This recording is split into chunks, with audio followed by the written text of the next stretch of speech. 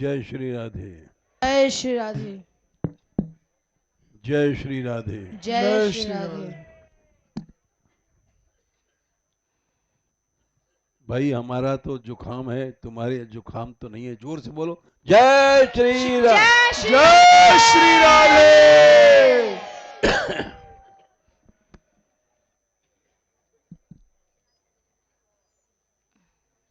अब लगता है कि यात्रा के बीच में हम बैठे हैं।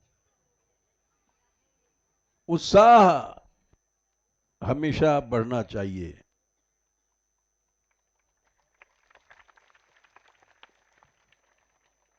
ये जो लीला स्थलियां मिल रही हैं, ये साक्षात प्रभु की प्राप्ति है।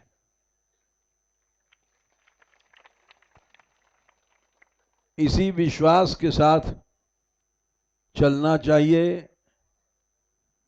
और हमको भी ये लोग बहुत रोकते हैं कि आप मत आइए। हम आते हैं जरूर, क्योंकि क्या पता आगे क्या होगा। शरीर रहे न रहे कुछ पता नहीं। इस बहाने दर्शन तो कर लेते हैं।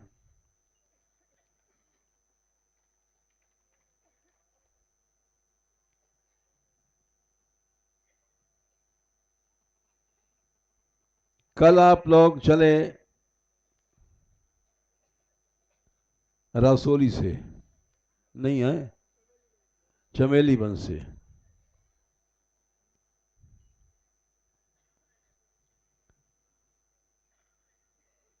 चमेली वन के बारे में बता चुके हैं कल हम कि गोपियां ढूंढती ढूंढती कृष्ण को चमेली वन पहुंची।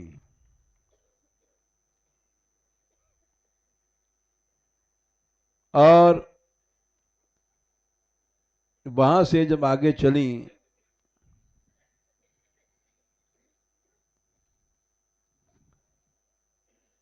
हताना गांव में आई। हत कहते हैं जो मर गया।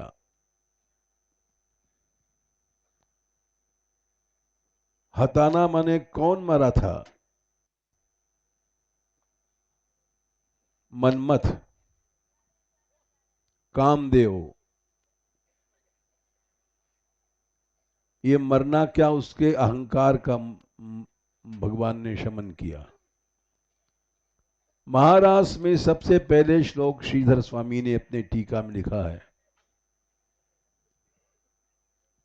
ब्रह्मादिजय संरूढ़ दंप दर्प कंदर्प दर्पहा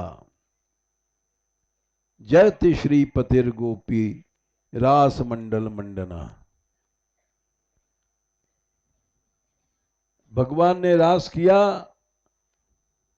सबसे पहला श्लोक श्रीधर स्वामी ने यही कहा है। ये रास क्यों किया? रास इसलिए किया कि ब्रह्मा आदि आदि मने शंकर को भी जीत लिया था कामदेव ने। ब्रह्मा जी अपनी पुत्री पर मोहित हो गए थे। ये कथा तीसरे स्कंद में आती है।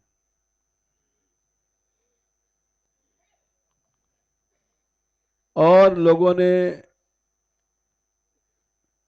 प्रार्थना किया कि प्रभु आप तो ब्रह्मा हैं, ये आपकी पुत्री है, आप इस पर काम भाव से आसक्त मत होइए। तो ब्रह्मा जी लौट गए।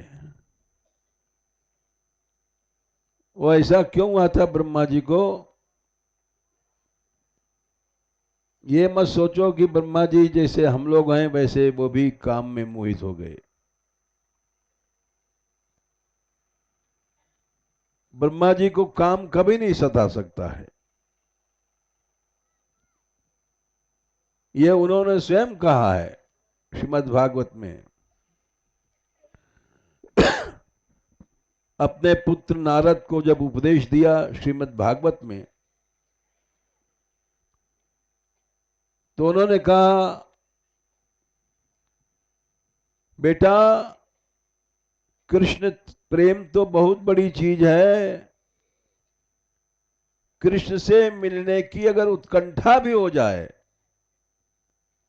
तो भी माया खत्म।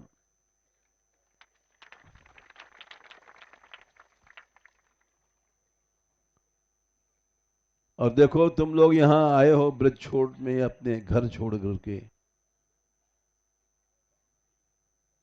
परिवार छोड़ करके, मोह ममता छोड़ करके, क्यों आए हो?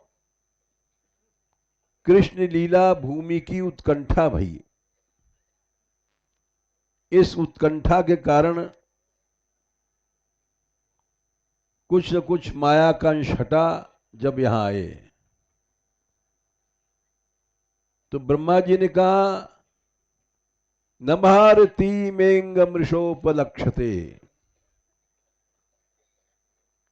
मेरी वाणी कभी भी कृष्ण लीला नाम को छोड़ करके और कुछ नहीं बोलती है। न वही क्वचिन में मनसो मृषा गति, मेरा मन कभी भी संसार में विषयों में नहीं जाता है। न में ऋषिकाणी पतंत्य सत्पथे, बेटा मेरी इंद्रियां कभी भी असत मार्ग विषय मार्ग पर नहीं जाती हैं। क्यों? यन्मे धृतौत्कंठवता धृतो हरि, मैंने भगवान की कृपा से उनकी उत्कंठा हमारे हृदय में आ गई है।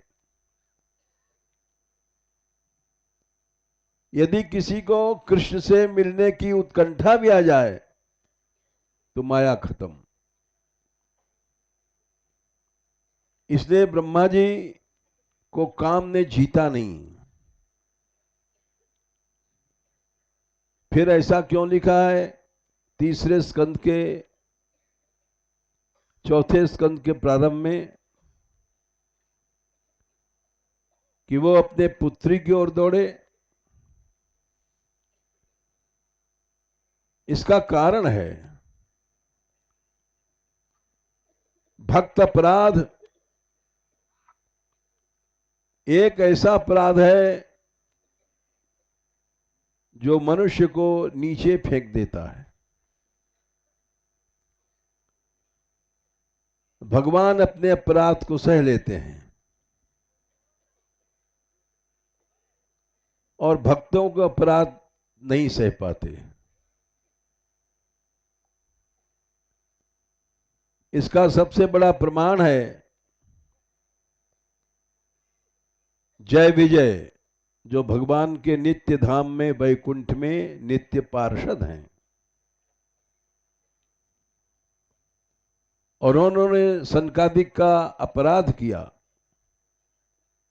जा रहे थे तो डंडा लगा करके रोक दिया कि तुम भीतर नहीं जा सकते हो।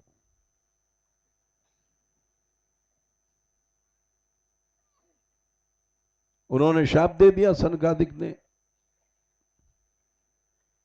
जाओ तुम तदयात, जल्दी सब चले जाओ यहां से। लोकानितो व्रजतम अंतर्भाव दृष्टिया तद्वाम अमुष्य परमस्य विकुंठ भर्तु, ये शाप दिया सनकादिक ने। तद्वाम अमुष्य परमस्य विकुंठ भर्तु कर्तुम प्रकृष्टमी धीमहि मंदधीभ्याम, हम तुम्हारा मंगल करने के लिए ये शाप दे रहे हैं। लोकानितो, नित्य धाम से चले जाओ। ब्रजतुम, अंतः अभाव दृष्टिया, तुम्हारे अंदर अभाव आ गया। कहां जाए? नीचे जाओ। पापी यशस्त्रय में रिपवो स्यत्र, जहां तीन पापी रहते हैं, काम क्रोध लोभ, ये तुमको रगड़ देंगे, नचाएंगे, भोगों में, घोर नारकी भोगों में नचाएंगे। जब मनुष्य भक्तापराध करता है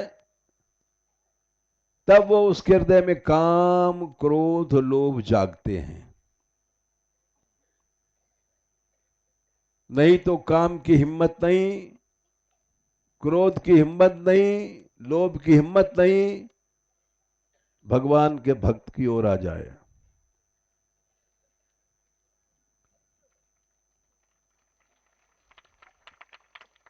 देखो, ये हम अपने अनुभव की बात बताते हैं।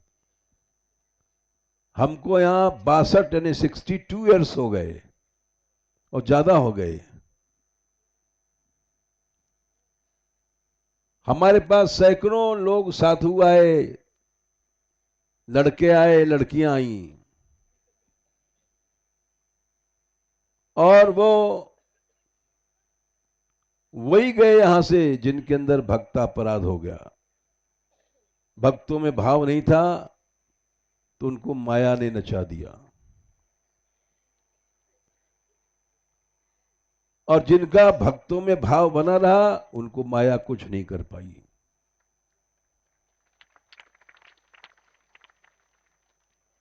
ये हमारे अनुभव की बात है। हमको मारने के लिए यहां बड़े बड़े प्रयत्न किए गए, जहर दिया गया, गोली लेकर के आए, बंदूक लेके आए मारने वाले, चोर आए, डाकू आए, और कुछ नहीं हुआ हमारा।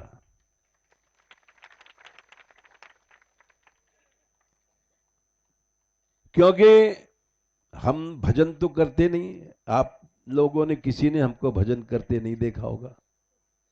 न ठाकुर सेवा करते हैं, न पाठ करते हैं, न जप करते हैं, कुछ नहीं करते।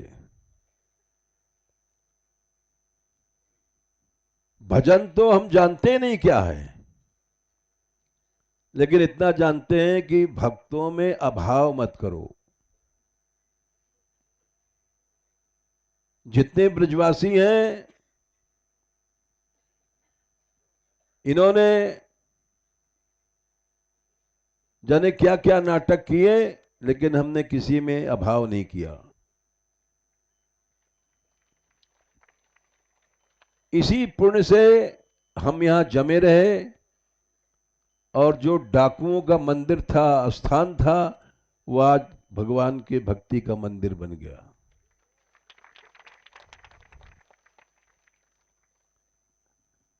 इस मान मंदिर में पहले डाकू रहते थे,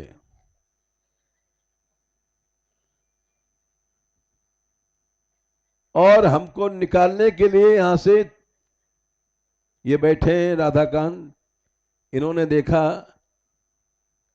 कई बार मीटिंग भई बड़े बड़े संतों की कि इनको ब्रज से निकाल दो।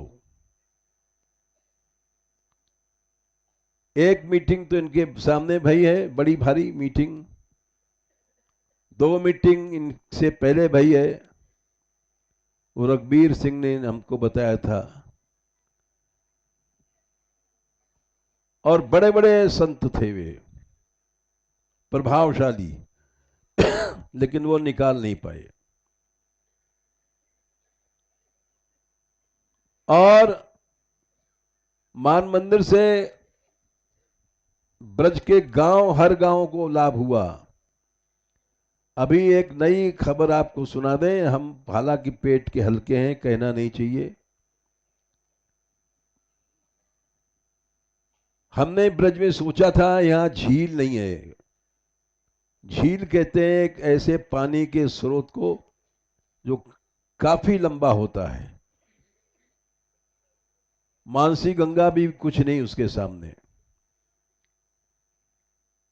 एक झील सोचा था, देव सरोवर, जो बन चुका है, अभी आप लोग यात्रा में देखोगे।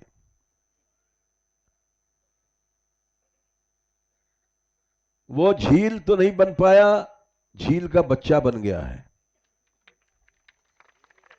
हैं?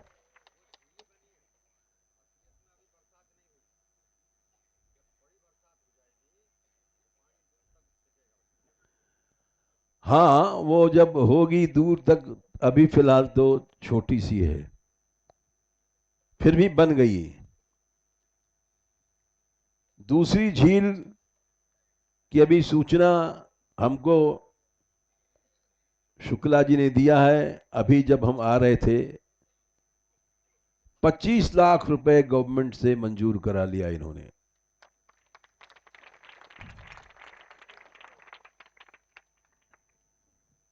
अरे कहां शुक्ला जी, इधर आ गया हो भाई, खड़े हो जाओ भाई, एक माला देना इनको जरा।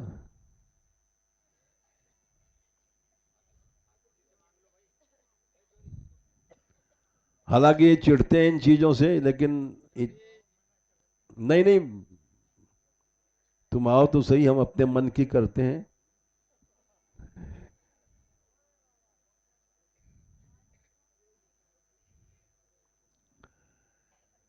इन्होंने, हम जब आ रहे थे कार पर बैठने वाले थे, तो इन्होंने बताया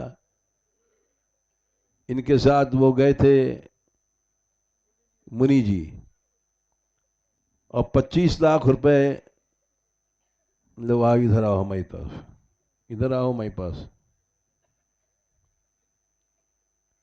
इन्होंने देव सरोवर में बड़ा प्रयत्न किया,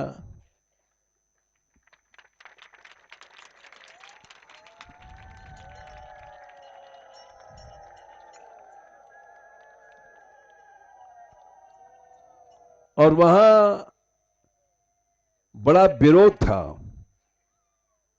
विरोध करने वाले बड़े नामी महात्मा हैं वहां के, जानते होंगे फलारी बाबा। कोई बात नहीं, अगर नाम निकल गया तो क्या करें। प्रभावशाली महात्मा हैं वहां के, उन्होंने विरोध किया, विरोध चला नहीं,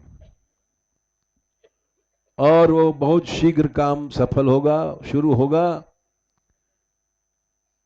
राकोली बरसाने से डभारा, डभारा सा राकोली, थोड़ी दूर पर वो झील बन जाएगी पहाड़ में। हमारी दोनों इच्छाएं ठाकुर जी ने पूरा कर दिया।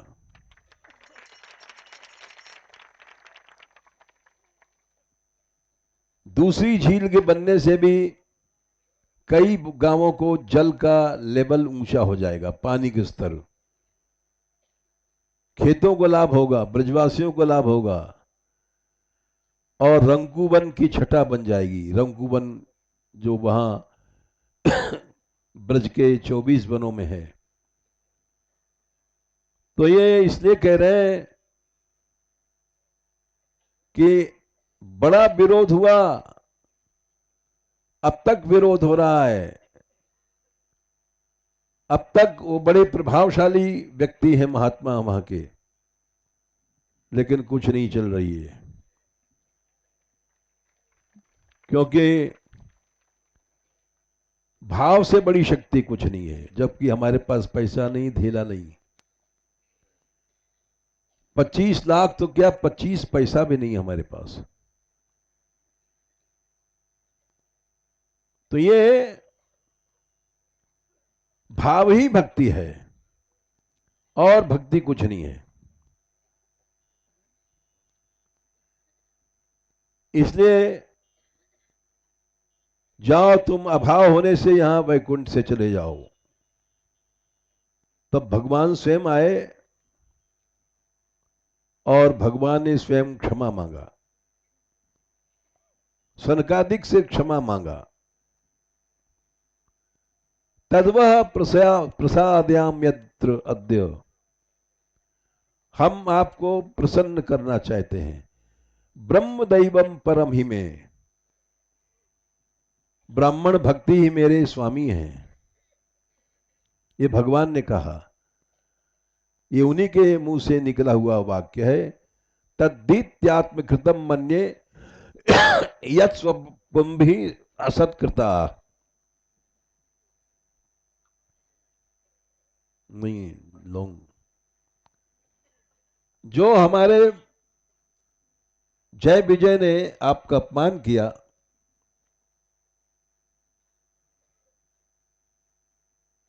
बस लो,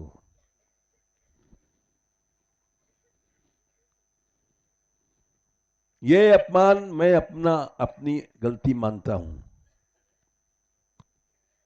और भगवान ने वहां कहा, येषाम बिभर्म्यहम अकुंठ विकुंठ योग माया विभूति रमलांग्रि रजा किरीटई।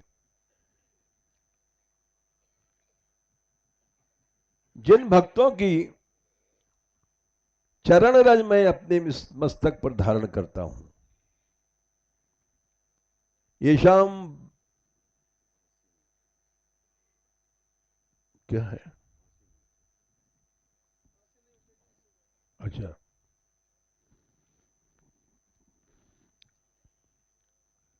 मैं कौन, मैं अखंड विकुंठ वियोग, अखंड विकुंठ योग मायापति। भगवान ने कहा, मेरी जो योग माया शक्ति है अखंड है।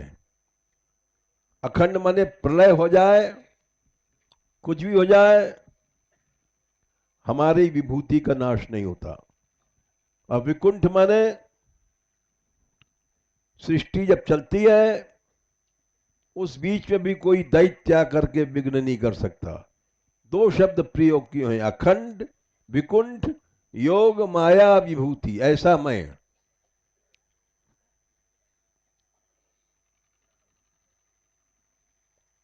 अंग्रिरजा किरीटई, इन भक्तों की अंग्री मने चरण रज को अपने किरीट मने मस्तक से धारण करता हूं।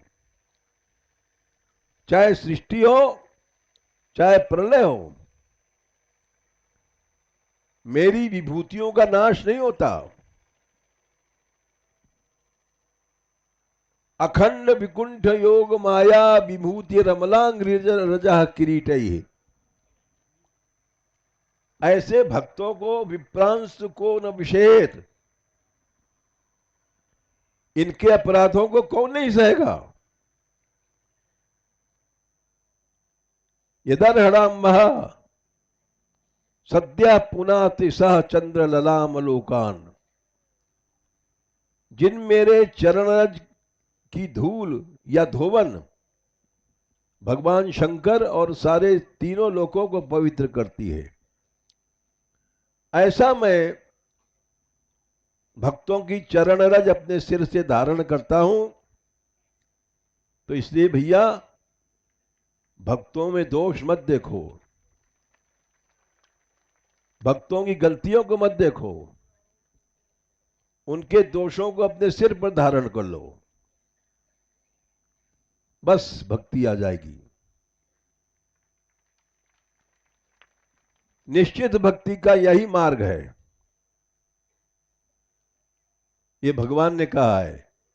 ये ब्राह्मणान मई धिया क्षिपदोर्च्यंतस्तुष्यत धृतः स्मित क्षोधोक्षित पद्म वक्त्रा। देखो, हम अपना अनुभव बताते हैं। पहले हमारे यहां लड़कियों में राग द्वेष था, और हम इस बात से दुखी रहते थे कि आपस में द्वेष है तो ये इनमें प्रेम नहीं है, तो भक्ति नहीं मिलेगी।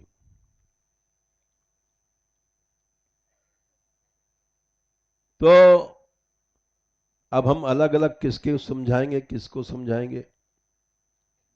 हमारे पास कुछ एक दो लड़कियां आने लग गई सेवा के लिए, तो उनको थोड़ा थोड़ा हम बताने लग गए।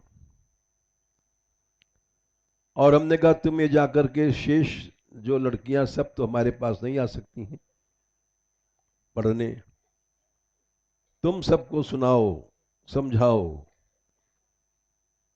इससे तुम्हारे में प्रेम बढ़ेगा, एकता बढ़ेगी, भाव वृद्धि होगी, और भक्ति बढ़ेगी, और भक्ति की शक्ति बढ़ेगी।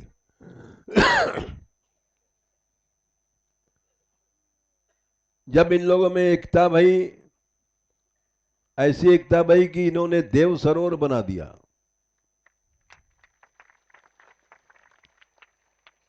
जिसको शुरू करने के 80-85 लाख रुपए लोग मांगते थे, वो खेल खेल में बना दिया।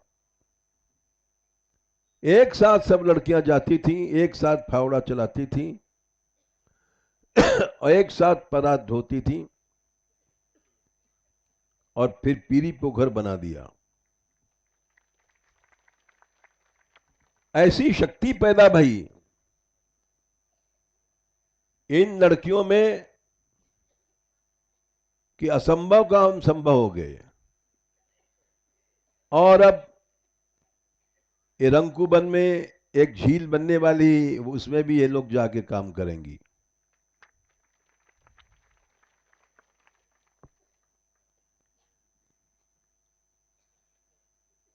इसके बाद आज विचार कर रहे थे हम,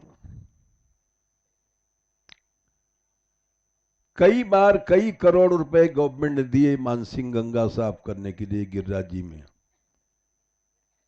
और अधिकारी लोग हम जैसे होते हैं, सब पैसा खा गए और वैसे के वैसे गंगा, मानसिंह गंगा पड़ी है। 4-4 करोड़ रुपए मंजूर भय, सब खा गए। तो विचार कर रहे थे कि हमारा अगर मान मंदिर लग पड़े इसमें, तो शक्ति नहीं हमारे पास, धैर्य नहीं है, लेकिन भाव शक्ति है यहां, जो वास्तविक शक्ति है होती है। अब किसी में फूट नहीं है, यहां सब एक हैं, एक साथ सत्संग करती हैं, रात को एक साथ नृत्य करती हैं, एक साथ सभी काम में एक साथ लग पड़ती हैं। ने पहले अलग अलग थोक थे, अलग अलग सबकी मत थे, भेद बुद्धि थी। अब जितनी भेद बुद्धि घटती जाती है, उतनी शक्ति बढ़ती जाती है।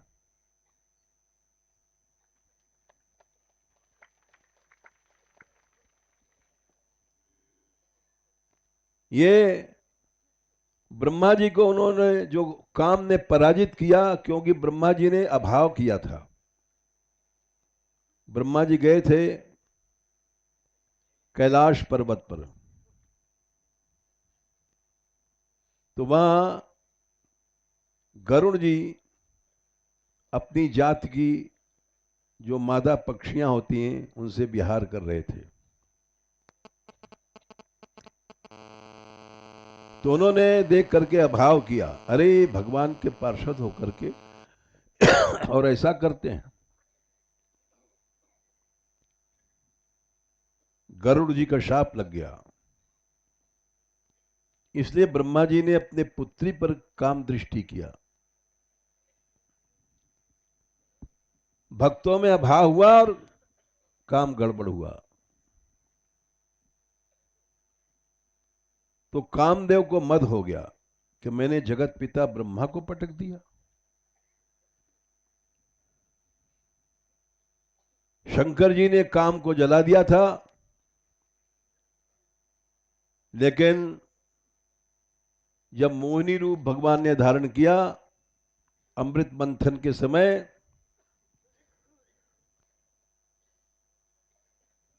तो शिव जी गए मोहिनी रूप देखने के लिए। भगवान ने मना किया कि हे शंभो,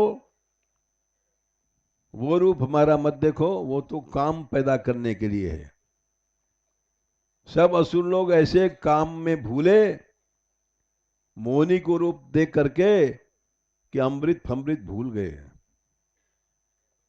कोई कहे ये तू मेरे पास आ जा, तू कोई कहे मेरे पास आ जा, सब घड़ा फड़ा भूल गए। और मोहिनी ने कहा, मोहिनी तो मोहन करने आई थी, इतनी सुंदर, जिधर देखते हैं उधर चप्पट चौपट, जिधर देख दिया उसे हाय हाय हो रही है, अरे तू मेरे पास आ, मेरे पास आ। तो मोहिनी ने कहा कि देखो, मैं तो तुम्हारे पास आऊंगी तभी जब तुम हमारे किसी काम में गड़बड़ रोकना टोकना नहीं। बोले जो तुम कहोगे वही करेंगे, मारोगी तो मर जाएंगे, जिलाओगी तो जी जाएंगे। तो ठीक है, आती हूं। गई अमृत पिलाने लग गई देवताओं को। अब मोहिनी के मोह में फंसे वे बेचारे कुछ नहीं बोले। कितने मुश्किल से अमृत पंथन हुआ, निकला, और मोहिनी ने ऐसा जादू फैलाया कि सब बेचारे कुछ नहीं बोले। ये है काम का प्रभाव। शंकर जी नहीं माने, बोले हमें तो आप वो रूप जरूर दिखाओ, हमने आपके सब अवतार देखे। बोले अच्छा देख लो। थोड़ी देर में क्या देखते हैं, एक बड़ी सुंदर युवती आ रही है,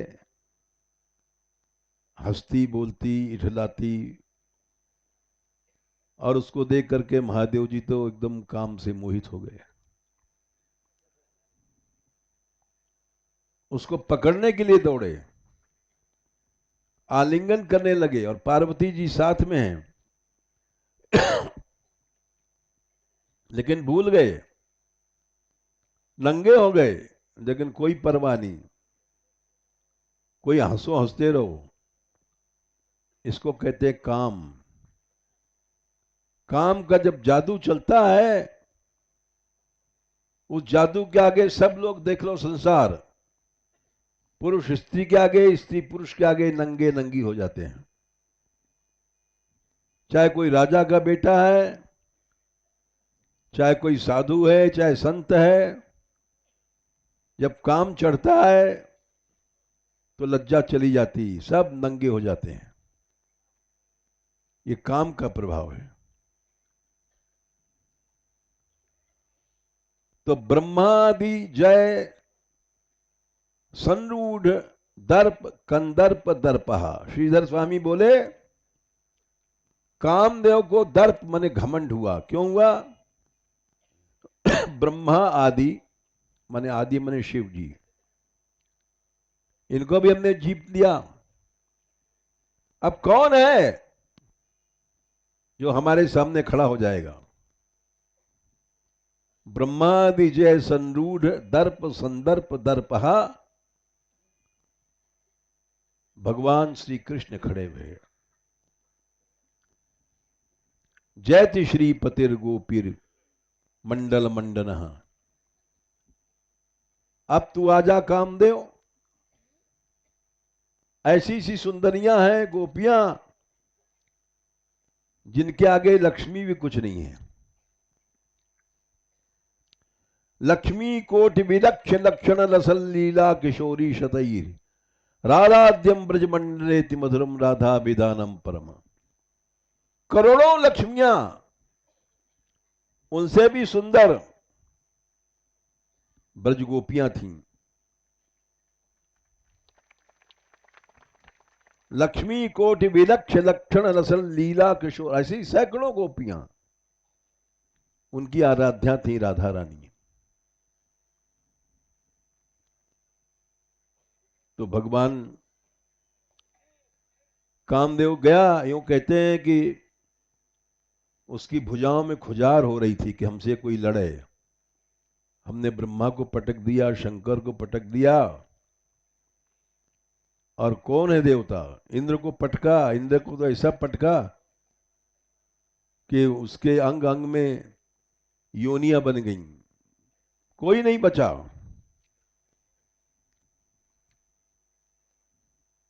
तो नारद जी से बोला, महाराज हमारे खुजा है, भुजाओं में खुजार मच रही है, जरा तुम ही आ जाओ, कोई दो दो हाथ कर ले।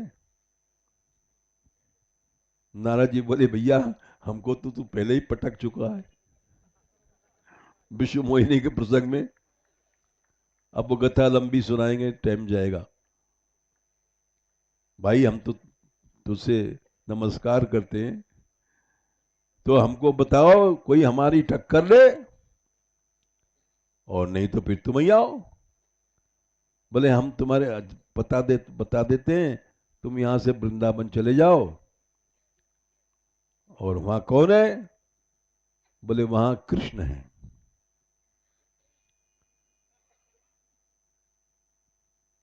बोले अच्छा, क्या पता ठिकाना है इनका बताओ। बोले वहां तुम चले जाओ, पता पता पड़ जाएगा। वो गैया चराते हैं और उनके पास ऐसी सी गोपियां हैं कि लक्ष्मी भी इनके सामने कुछ नहीं है। अरे वाह, तो बड़े अच्छी मैदान की लड़ाई है। श्याम सुंदर ने बंशी बजाई, कामदेव पहले पहुंच गया। और जब वहां पहुंचा तो उस समय भगवान कृष्ण बंशी बजा करके खड़े थे और चारों ओर गोपियां आ गई थीं।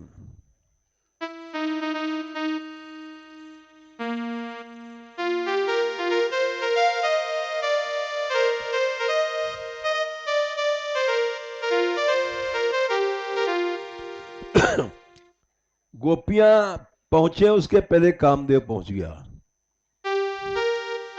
तब आयो वह काम,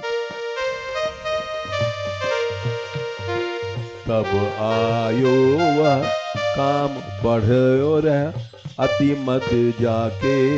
तब आयो काम बढ़ रहो अति मदता के। ब्रह्मादिक को जीत बढ़ रहो अति मदता के।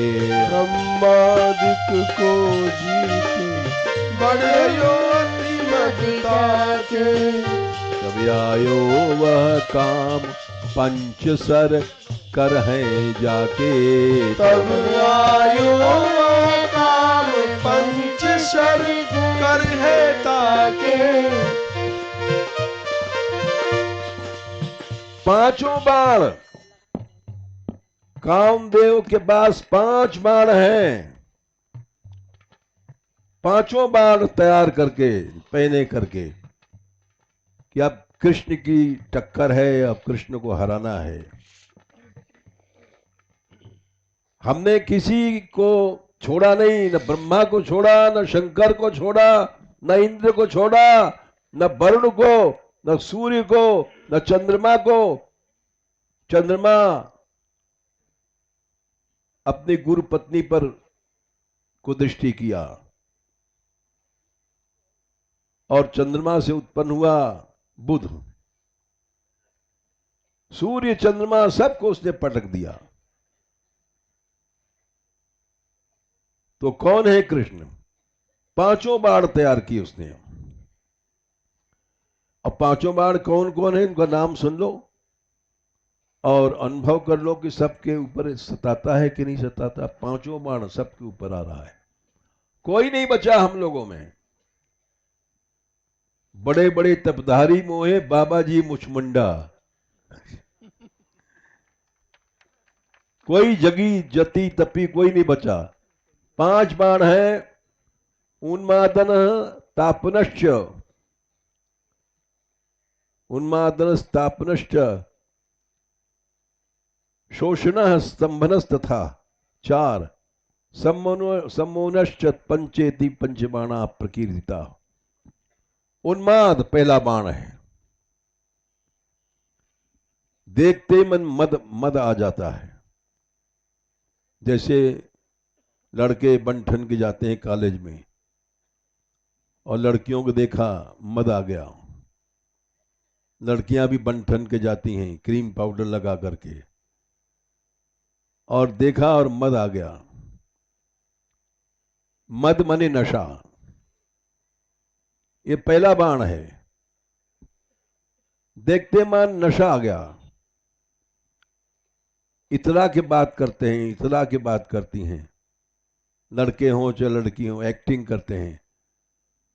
उनके बोलने में चालने में मद आता है। ये स्वयं विचार करके देखो, ये पहला बाण है उन्मादना।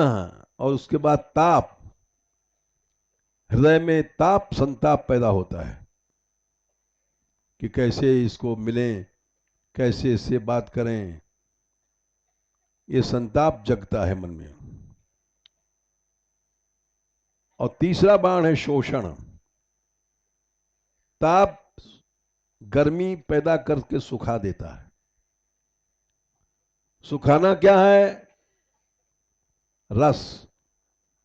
रस है भगवान का रूप, आनंद।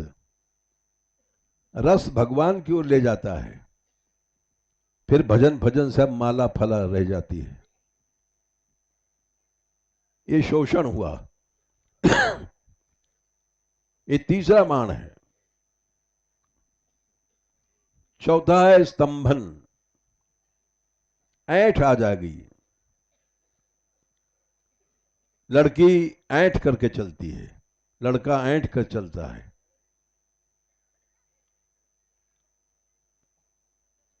रूप का गर्व, यौवन का गर्व, सब में ऐंठ आ जाती है। ये स्वयं देख लो। ये चौथा बाण।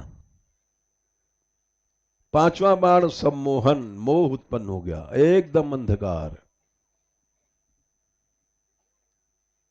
लड़के लड़कियां भाग जाएंगे घर छोड़ करके।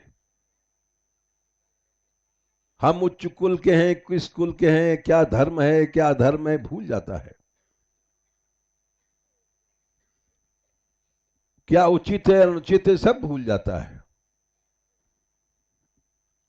ये 5 बाण हैं। ये पांचों बाण कामदेव ने निकाल लिए और कृष्ण के पे चलने के लिए। तब आयो वह काम पंचसर कर है जाके। तब आयो वह काम पंचशर कर है ताके। ब्रह्मादिक को जीत बढ़ रहो अति मदता के। ब्रह्मादिक को जीत बढ़ रहो अति मदता के। पहुंच गया। देखा, अरे चारों ओर इतनी सुंदर गोपियां। निरख ब्रज बधु संग रंग भीने किशोर तन। निरख ब्रज बधु संग रंग भीने किशोर तन। देखा किशोर अवस्था श्री कृष्ण की। जब रास किया है तो किशोर अवस्था प्रकट भई है उनकी। किशोर अवस्था, रंग भरे हैं, मुस्कुरा रहे हैं। देख करके कामदेव ने सोचा, वाह बाजी तो मार लिया हमने। इनको जीतना बड़ा आसान है, बहुत बहुत आसान है। सुंदर सुंदर युवतियां हैं, मुस्कुरा रही हैं, ये भी मुस्कुरा रहे हैं। निरख ब्रज बधु संग रंग भीने किशोर तन। निरख ब्रज बधु संग रंग भीने किशोर तन। मूरज पर्यो। देखा और देखते मान स्वयं मूर्छित हो गया। इतना सुंदर मूरज पर्यो तब मैन भूल गयो।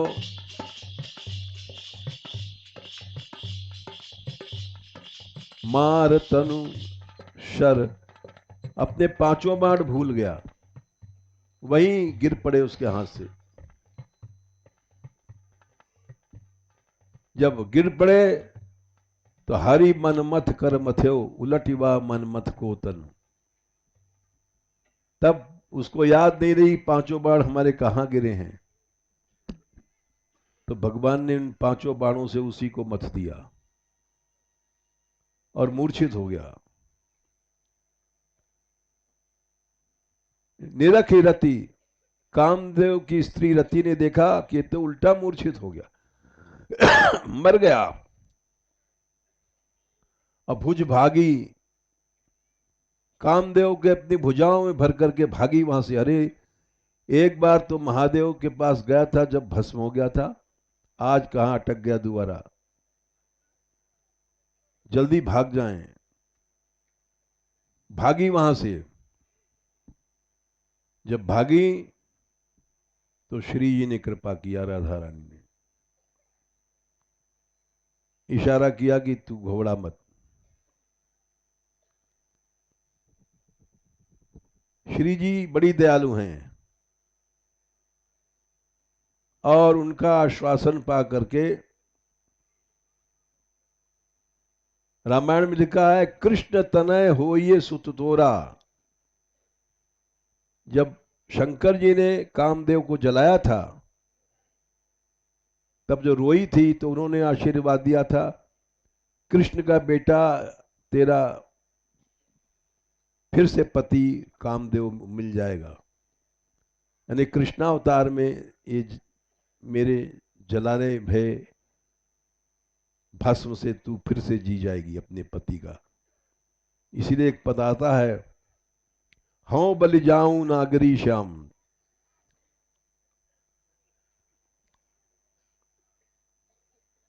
नागरी माने राधा रानी और श्याम की हम बलियारी जाते हैं। उसमें आता है, हास बिलास सुरत रसीचर पशुपति दग्ध जियावन काम। ये राधा माधव ने अपने हास विलास से पशुपति यानी शंकर के जलाए भय काम को जीवित कर दिया। हित हरिवंश लोल लोचन अली करौन सकल सकल सुखधाम। तो इसलिए श्री जी ने जीवित किया कामदेव को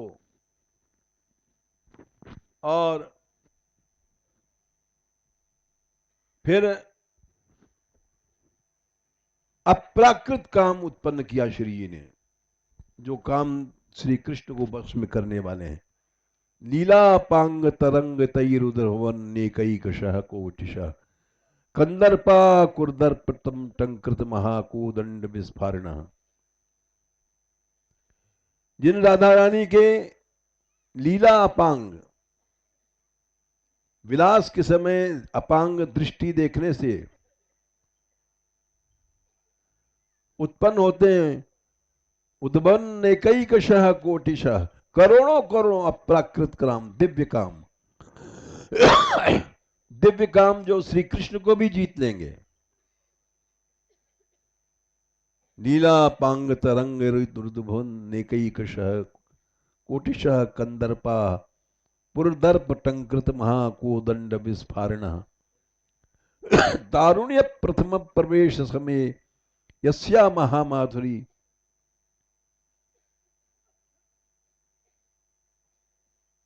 जैतु सेतु राधा प्रिय स्वामिनी, ऐसी राधा रानी हैं जिनके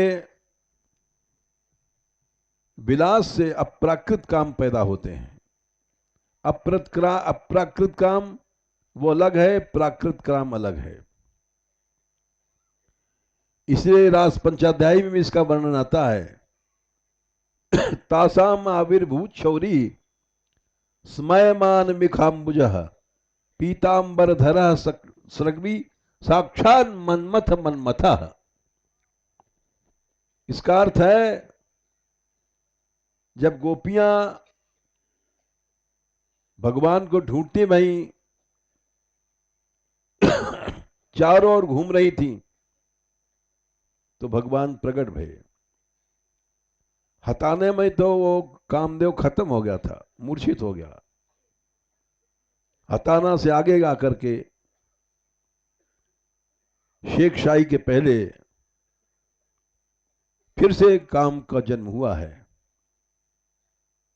इसलिए शेख शाही में पहुंच करके महाप्रभु जी ने ये श्लोक बोला है, यत्ते सुजात चरणाम बुरहम, चैतन्य चरितामृत में आता है प्रसंग।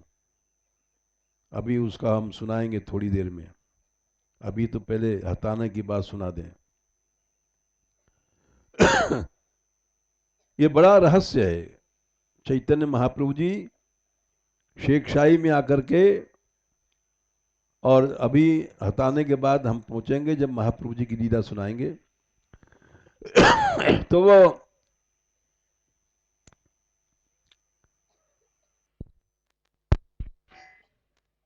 जो कृष्ण प्रकट भय हैं, तो कैसे कृष्ण है? तासाम आविर्भूत छौरी स्मयमान मुखाम्बुज, मुस्कुराते हुए, पीतांबर धर पीतांबर धारण कर रखा है उन्होंने, सर्गवी बनमाला है, और वहां आता है शब्द साक्षात मनमथ मनमथा। मनमथ माने होता है जो सबके मन को मथ देता है, चाहे ब्रह्मा हो चाहे शंकर हो। जैसे दही को मथोगे तो मक्खन निकलता है, वैसे कामदेव हमारे तुम्हारे शरीर को मथ देता है, मथने के बाद सब तेज निकल जाता है, तो उसका नाम होता है मनमथ। मनमथ माने समझ लो जो मनों को मथ देता है।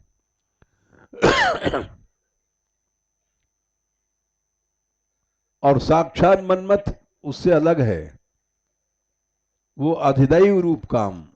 मनमथ का भी मूल, प्राकृत काम का मूल अधिदैव काम, वो भगवान की शक्ति रूप है। वो कौन है? प्रद्युम्न। और उसको भी जो मथ दे वो साक्षात मनमथ मनमथ है, वो कृष्ण है। अप्राकृत काम का भी जो मूल है वो है कृष्ण। इसलिए काम गायत्री, वो लंबा प्रसंग है। तो ये सब हटाने में लीला हुई है, और हटाने में कामदेव मूर्छित हो गया, मर गया समझो। तो ये तो हटाने की बात थी, और आगे अब शेख शाही की बात सुना दें।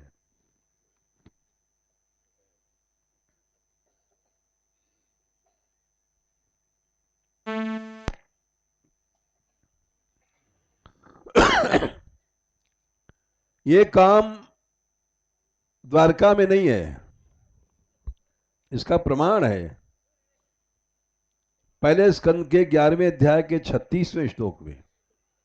उद्दाम भाव पिशुना मल बलगुहास बीड़ावलोकन ही तो मदनोपी आसाम। भगवान कृष्ण की पटरानियां इतनी सुंदर थीं कि वो जब देखती थी तो उसी से कामदेव मूर्छित हो जाता था। 1:11:36। और सम्मुयम चापम अपजात प्रमदोत्तमास्ता। और उन रानियों के देखने से ही वो मूर्छित होकर के अपने चाप धनुष को फेंक फाक करके चला जाता था। वे रानियां भी कृष्ण के इंद्रियों में काम पैदा नहीं कर सकी, ये भागवत कहती है। द्वारका की रानियों के पास वो शक्ति नहीं थी। इसका दूसरा प्रमाण देख लो, 10:83 और 43। जब कुरुक्षेत्र में, ये बड़ा प्रबल प्रमाण है, द्वारका की रानियां आई हैं सूर्य ग्रहण के अवसर पर, और द्रौपदी भी आई हैं। तो द्रौपदी और द्वारका की रानियां मिलकर के कहती है, हमको तो वहां की धूल मिले, कहां की? ब्रजस्त्रियो यद वांछन्ति पुलिंद्यस्त्रिणवीरुधा गावश्चारय तो गोपा पादस्पर्शम महात्मना। जिस धूल को, कौन सी धूल? रमे रेमे रमोशो वो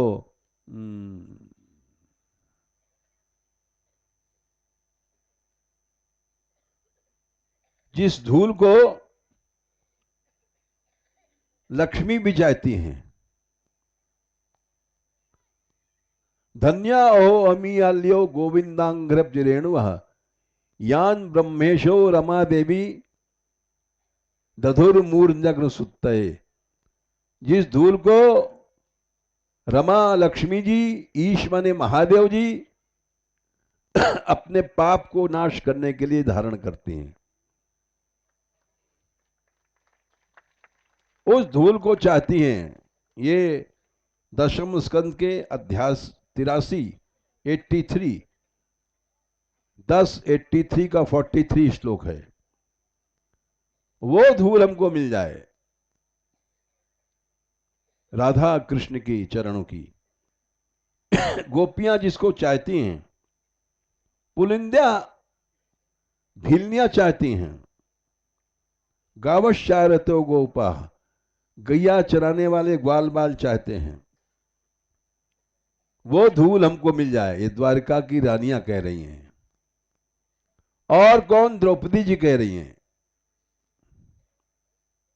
इसलिए भैया ये वो भूमि है जहां तुम बैठे हो।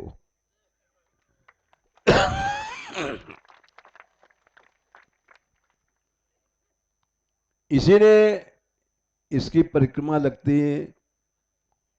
और ये हताना से अब आगे चलिए, हताना के बाद और सुना दें। चलो,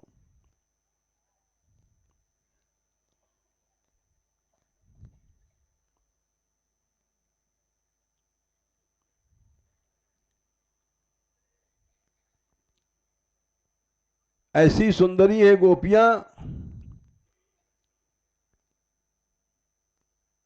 नीला पांग तरंग तई विदिशो नीलोत्पल श्यामला। जब वो आंख उठाकर देखती हैं तो आकाश में सैकड़ों नील कमल खिल जाते हैं उनके नेत्रों की कांति से।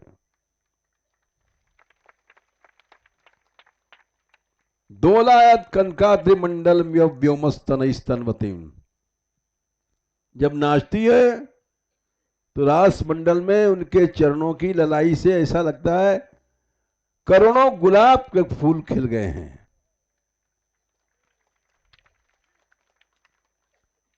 और दोलायत कनकाद्रि मंडल मिव, और उनके वक्षस्थलों की झाई से, कांति से आकाश में करोड़ों स्वर्ण सोने के पहाड़ जैसे बन जाए। ऐसा पर्वत स्तन मंडल बन जाता है। ऐसा दिव्य सौंदर्य वाली गोपियां हैं। और ये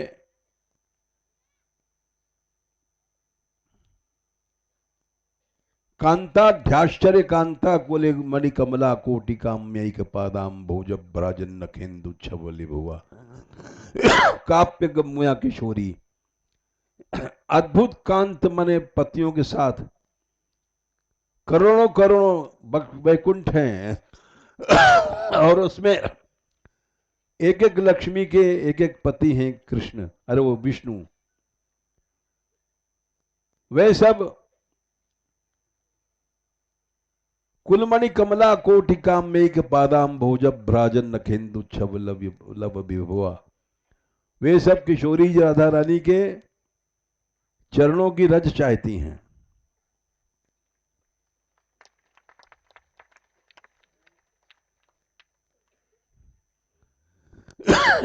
तो ये आप शेख शाही आए, शेख शाही में वहां जब महाप्रभु जी आए थे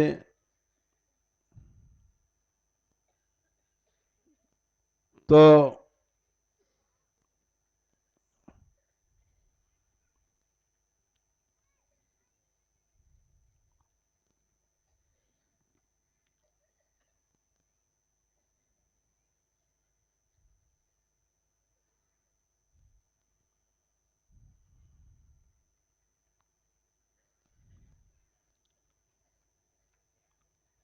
वहां की कथा यह है, गर्ग संहिता में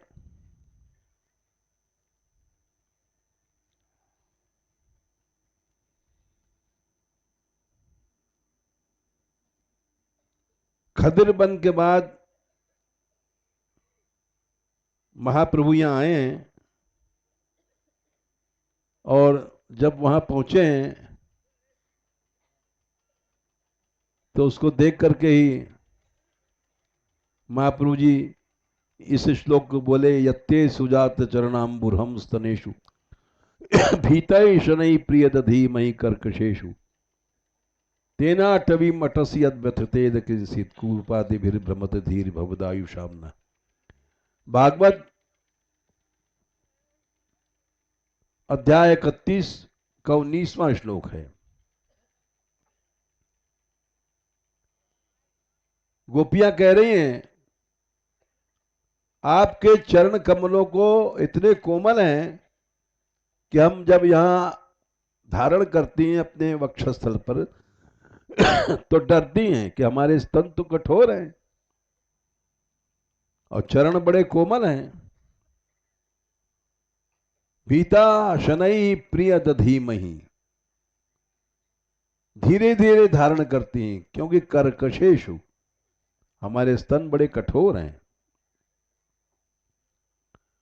और उन्हीं चरणों से तुम जंगलों में घूमते हो, कांटों में ऐसी ब्रजभूमि है। अभी आज चलो भाई एक घटना छोटी सी और सुना दें, देर तो हो रही है, समय हो गया। आज हम बैठे थे मानगढ़ में तो 2-3 संत आए, वो वहां से आए पैदल 3 महीने चल करके, और हमने कहा हमने सुन रखा है आप लोग आए और बोले आप कुछ बोल दीजिए, हमको आशीर्वाद दे दो। हमने कहा भाई महाप्रभु जी की झारखंड यात्रा से ही हमने यात्रा उठाने का संकल्प किया और उत्साह हुआ कि यात्रा कष्ट सह करके करना चाहिए। आज का आदमी सुविधावादी हो गया है, दोनों समय भोजन चाहिए, सुरक्षा चाहिए, तंबू तनाज चाहिए, लाइट चाहिए, सब फैसिलिटी चाहिए। याद करो जो महाप्रभु जी आए थे, अकेले आए, एक बार चले थे ब्रज को तो बीच में से लौट गए थे, बहुत भीड़ देख करके। और कहां से, रामकेली से लौट गए थे तो वो लौट गए, दोबारा आए, एक प्रभु के साथ साथ कर दिया था कौपीन वगैरह संभालने के लिए, न अकेले आए। और चारों ओर सिंह, व्याघ्र, हिंसक जंतु, पागल हाथी, और कृष्ण कृष्ण कहते चले आए। और पागल हाथी भी कृष्ण प्रेम में पागल हो गए,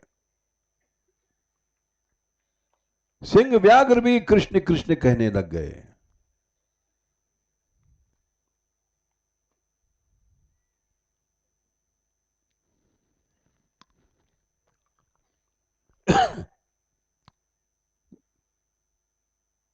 न भूख की, न प्यास की, न सुरक्षा की परवाह,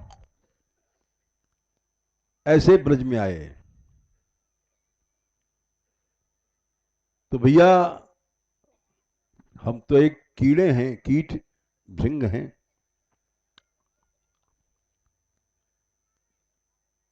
यात्रा उठा लिया, साधन कुछ नहीं था।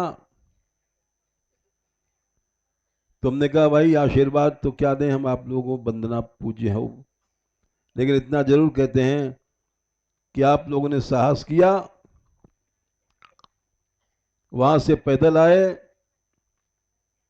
और ऐसा फिर आपका साहस बढ़ता रहे, हम तो इस प्रभु से प्रार्थना करते हैं।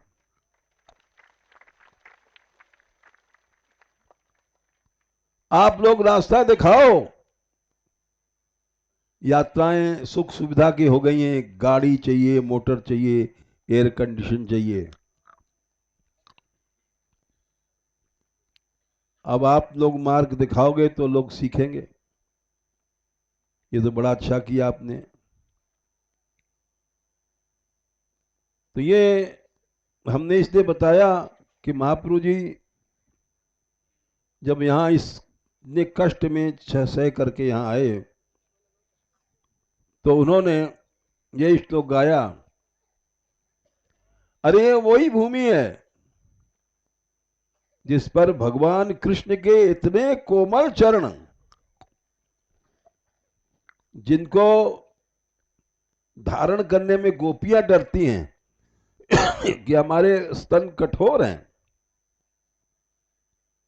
और कृष्ण के चरण कोमल हैं, जिनके चरणों को लक्ष्मी जी डर के दबाती हैं कि ये बड़े कोमल चरण हैं, हमारे हाथ तो बड़े कठोर हैं, ऐसे कोमल चरणों से आप कांटों में घूरते हो। ये वही ब्रज है।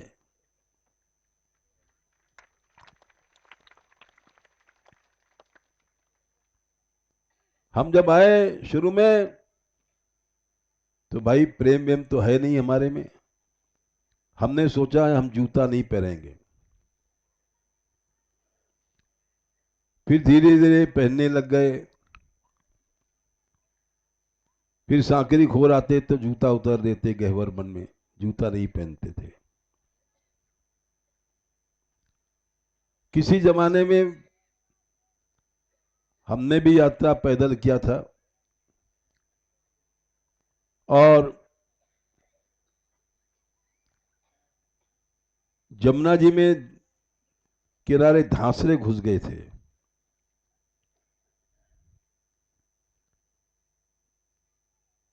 पांव में घाव हो गया था, फिर भी यात्रा करते रहे।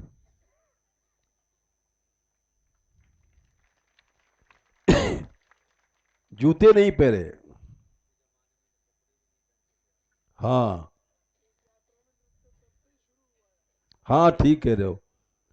जब हमको पांव में तकलीफ था तो हमने कहा अब तू अपना काम कर और हम अपना काम करेंगे, हम नाच नाच के यात्रा करेंगे।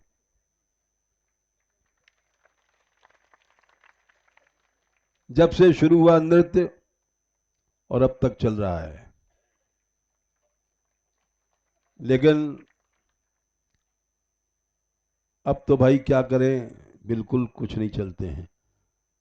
खैर ये श्लोक देखकर ये सब बातें याद आती हैं कि इन इन भूमियों में कंकड़ों में और कांटों में आप चलते हो।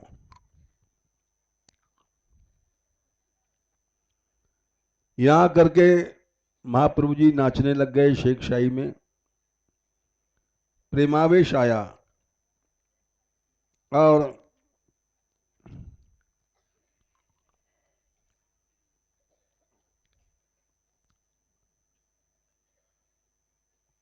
वहां की लीला यह है कि वो जो चरण दबा रही लक्ष्मी जी नहीं है, वो श्री जी ने अनुकरण लीला किया है, लक्ष्मी की नकल किया है, वो राधा रानी है।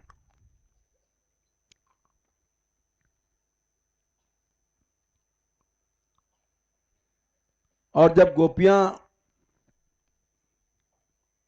यहां आई हैं और श्री कृष्ण प्रकट भय हैं, मिले हैं, तो गोपियों ने पूछा कि तुम कहां चले गए थे? तो ठाकुर जी बोले, मैं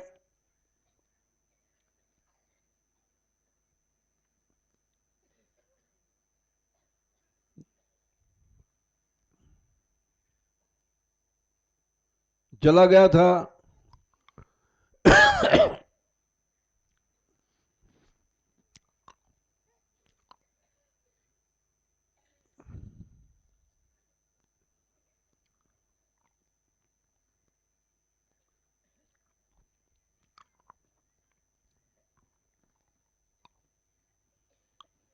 पुष्कर द्वीप,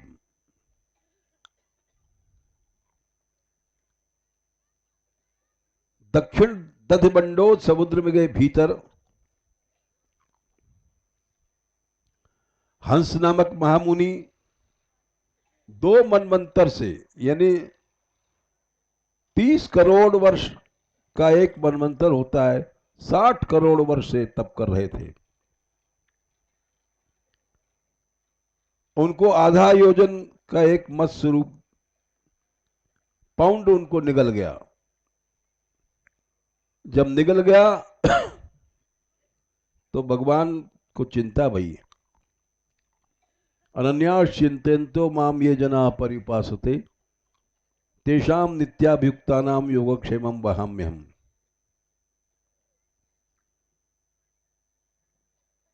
तो मैं उनकी रक्षा करने के लिए चला गया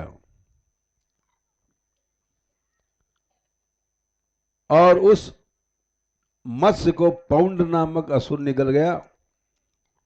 मैंने जाकर के दोनों का वध किया और कुछ देर के लिए मैं वहां शैया पर लेट गया, शेख शैया पर। और वहां से मैं भाग के आ रहा हूं। तो गोपियां बोली कि तुम हमको वही लीला दिखाओ यहां। क्षीराब्धौ शेष परंके यद्रूपतम च त्वया धृतम तद्रूप दर्शनम देहि यदि प्रीतोसि माधव। गोपियों ने कहा है, हमको वही रूप दिखाओ जो तुम क्षीर सागर में शेष शैया पर सो रहे थे। तो सुन करके तथास्तु, ऐसा ही होगा। भगवान गोपी व्यूहस्य पश्यता द्वाराष्ट भुजम रूपम श्री राधा रूपम एवच। बोले श्याम सुंदर, मैं वही रूप धारण करूंगा, लेकिन लक्ष्मी कौन बनेगी? लक्ष्मी की लीला श्री जी स्वीकार करें। तब वो श्री जी लक्ष्मी बन गई और वही शैया शेष रूप बन गई।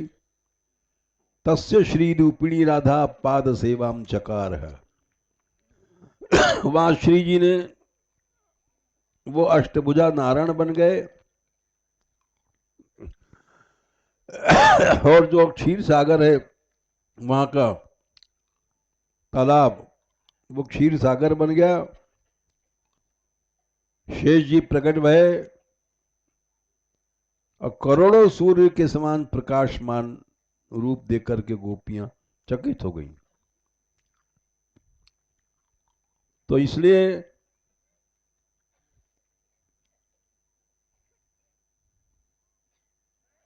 ये श्लोक है वहां, प्रणाम कर लो।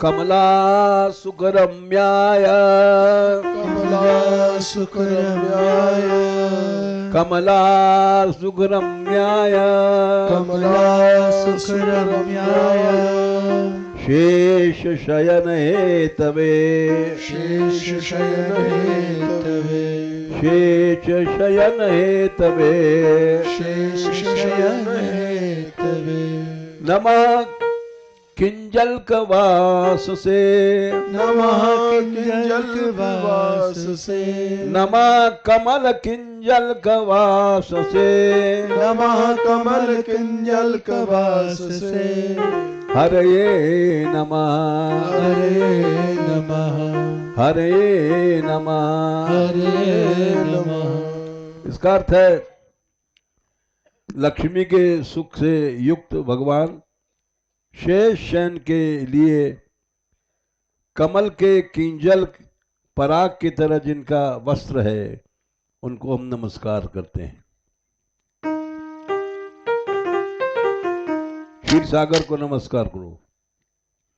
पंचामृत समुत्पन्न पंचामृत समुत्पन्न पंचामृत समुत्पन्न पंचामृत समुत्पन्न पंचामृतमयायते पंचामृतमयायते लक्ष्मी कृतार्थ रूप तीर्थाय लक्ष्मी कृतार्थ रूपाय लक्ष्मी कृताय तीर्थाय लक्ष्मी कृताय तीर्थाय नमो मुक्ति महोदधे नमो मुक्ति महोदधे नमो मुक्ति महोदधे नमो मुक्ति महोदधे। प्रौढ़ लक्ष्मी नारायण इनका नाम है। वो तो लक्ष्मी नारायण तो है ही हैं, ये प्रौढ़ लक्ष्मी नारायण है राधा कृष्ण। इनका ध्यान धरो, प्रणाम करो, बोलो शयनस्थाय देवाय शयनस्थाय देवाय शयनस्थाय देवाय शयनस्थाय देवाय लक्ष्मी सेवा पराय च लक्ष्मी सेवा पराय च लक्ष्मी सेवा पराय च लक्ष्मी सेवा पराय च नमो प्रौढ़ स्वरूपाय नमो प्रौढ़ स्वरूपाय नमो प्रौढ़ स्वरूपाय नमो प्रौढ़ स्वरूपाय लक्ष्मी नारायणायते लक्ष्मी नारायणायते।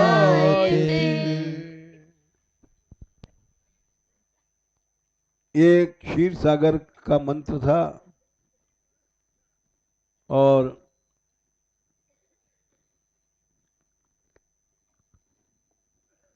अब आगे अगले कल की लीला बता दें, इतने बहुत है। अच्छा नंदन भी एक लाइन बता दें। नंदन बन रास्ते में पड़ा होगा, ठीक कह रहे हैं भाई। अरे भाई व्यवस्थापक हैं, ठीक कह रहे हैं। देवताओं का जो विहार करने का वन है, पार्क है, वो नंदन वन है स्वर्ग में। ब्रजवासियों को भगवान ने सब दिखाया, क्षीर सागर दिखाया, वैकुंठ दिखाया। तो ब्रजवासी बोले भैया कन्हैया यूं सुने स्वर्ग है, स्वर्ग है, हमें कोई नंदन वन है बड़ो सुंदर है, वो हमें दिखा दे। देख लो भाई, नंदन प्रकट किया और नंदन वन दिखा दिया। ठीक है चलो, अब आगे कल कोसी की परिक्रमा है। ठीक है चलो।